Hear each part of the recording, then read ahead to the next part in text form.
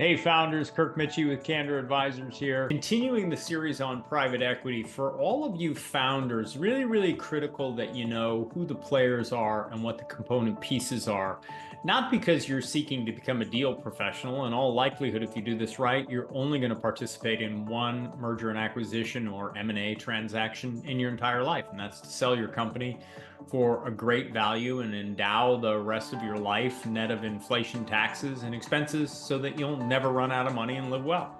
Or you're going to fund your next adventure with those proceeds. And you may not ever do another deal. But the important thing to understand here is that among private equity firms, we talked before about the difference between a private equity firm that has funds and has already raised the capital, an independent sponsor, what might be experienced private equity players who still have to raise money deal by deal. So there's potential due diligence issues and potential closing risks there. Or a search fund, an executive who may or may not have experience but wants to buy just one company, and they've got either some professional investor backing or friends and family that are going to back them, where also you're going to deal with someone who's maybe not experienced in doing a merger and acquisition transaction and might also have some closing risk and some due diligence challenges.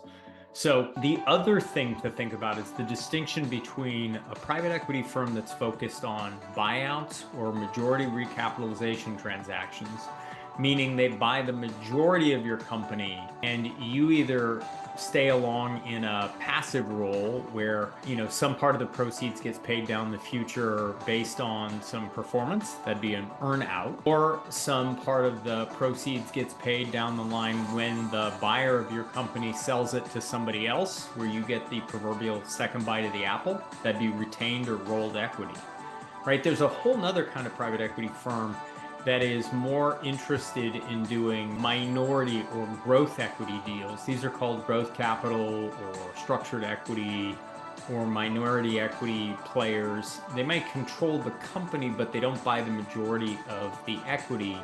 You then roll your equity or retain some equity, probably stay involved in the business, and the two of you work together toward that, your second bite of the apple and their eventual sale of the company.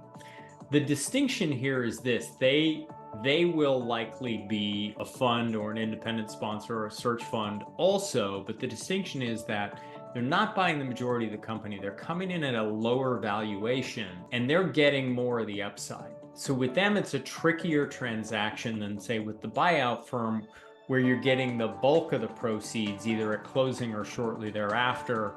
And so you're getting probably a higher valuation, or certainly the kind of valuation that matters enough that you want to make sure that you get every last dollar.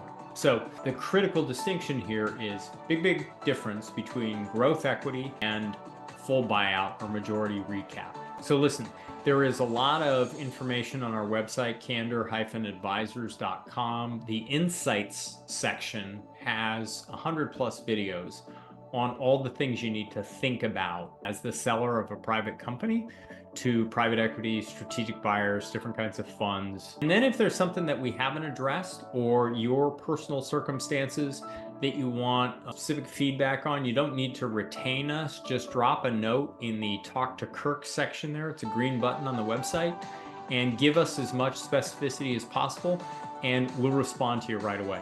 Promise. Have a fantastic week.